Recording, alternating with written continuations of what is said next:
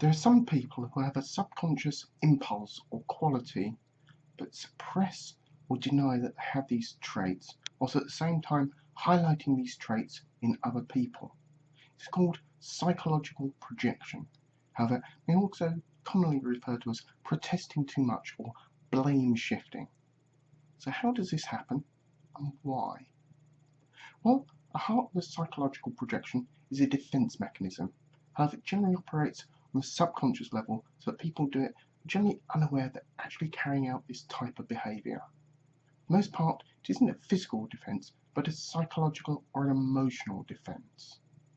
One common example would be that a person in a long-term relationship with another person at some stage cheats on that person with someone else. They then feel guilty about cheating and emotionally vulnerable. But rather than admit they've cheated, instead they accuse the other person of having been the one who was doing the cheating.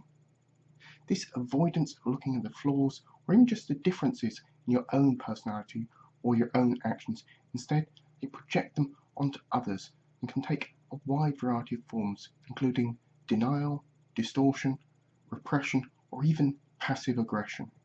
However, not all avoidance strategies are negative. Sometimes they are necessary to cope with the complex social interactions and can be beneficial both to the individual and to the social group as a whole. There, however, can be a great many issues with some more negative side of psychological projection, which made all the harder to deal with since the person who's actually doing the projecting are, for the most part, unaware of what they're actually doing until they've taken it to an extreme level. There are also certain types of people who are more likely than others to indulge in this psychological projection.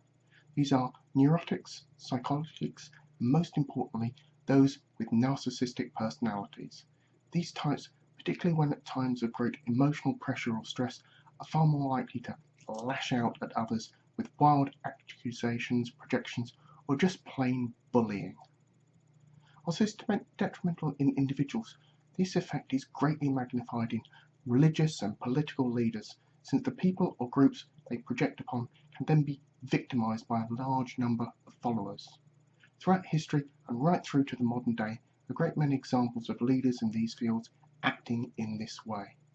It may possibly be in turn linked to the types of people who are actually attracted to become those leaders in the first place, and also those who are likely to rise to the very top. A major part of the issue with projection is that early on in life the person didn't develop the normal emotional strategies and coping mechanisms, possibly resulting to bullying as an alternative strategy on how to cope with relationships. When this is combined with the person being in denial that they are indeed projecting, then treating this isn't easy. It takes a trained psychologist a long time first to get the person to admit to the problem and educate them with strategies most of the rest of us take as second nature. The education and self-knowledge is then the key to reducing incidents of projection. For the rest of us, the best way to cope with a leader who's indulging in psychological projection is to recognise the traits early on, then deny them access to power, so that their projecting won't hurt that many people.